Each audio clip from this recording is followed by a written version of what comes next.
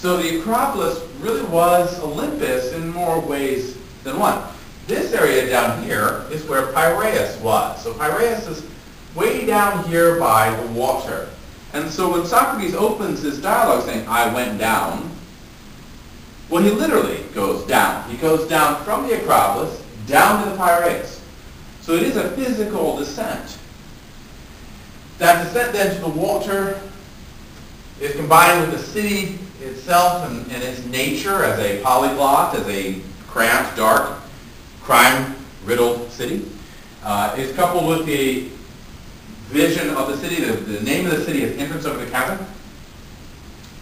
And added to that is the other form of geography that the Piraeus would have been the farthest south point before crossing directly over the Mediterranean to Egypt.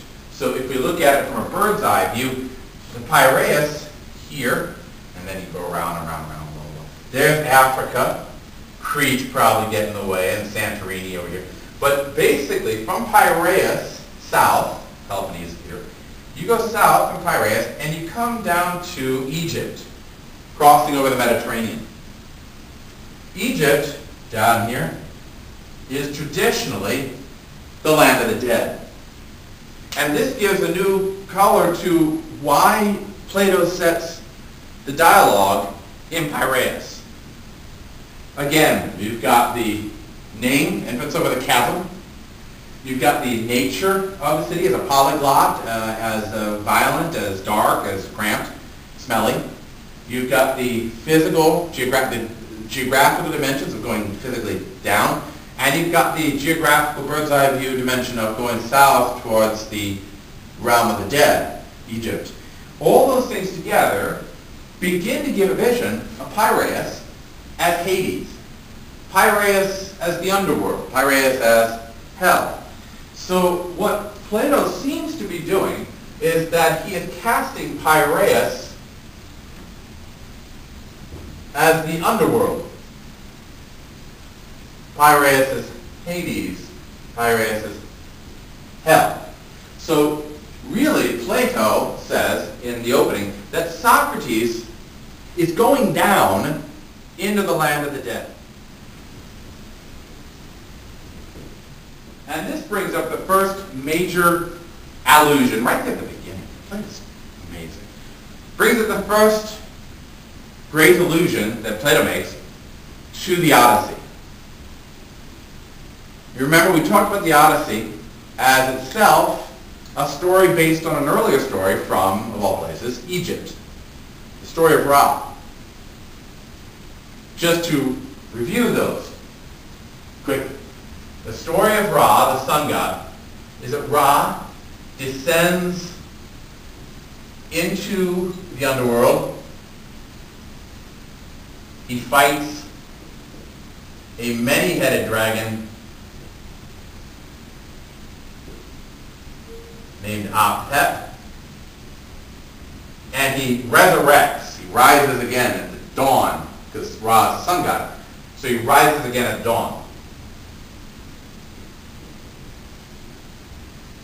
And if you recall, this story of Ra was a story which dominated Western thought, all over Western thought. It was really the story of renewal, resurrection, rebirth, that made possible, in many ways, Western culture's vision of infinite possibility.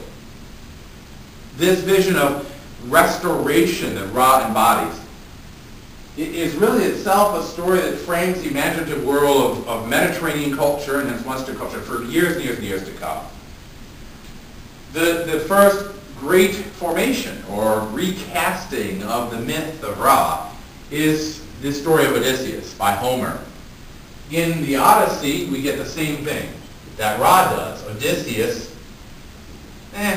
overall, he goes through a series of 24 books, 24 cycles, where the first half is going down into the underworld, and the second half is restoration and back to his greatness in Ithaca, where he defeats the many-headed beast of the suitors. But in that context, there is a chapter in the Odyssey where Odysseus himself goes into the underworld. So you can say literally, Odysseus goes into the underworld, as well as metaphorically going into the underworld when he goes undercover to invade his home in Ithaca and destroy the many-headed beast of the suitors. So Odysseus also descends into the underworld. He fights a many-headed dragon, and he rises again. So you see, it's the same story. Odysseus' story is a recasting of the Ra story from Egypt. But what we notice in Plato, strikingly enough, is that we get another recasting of the Ra story. Here, the Odysseus figure is Socrates, whose name itself means unbroken power. Socrates, in Greek,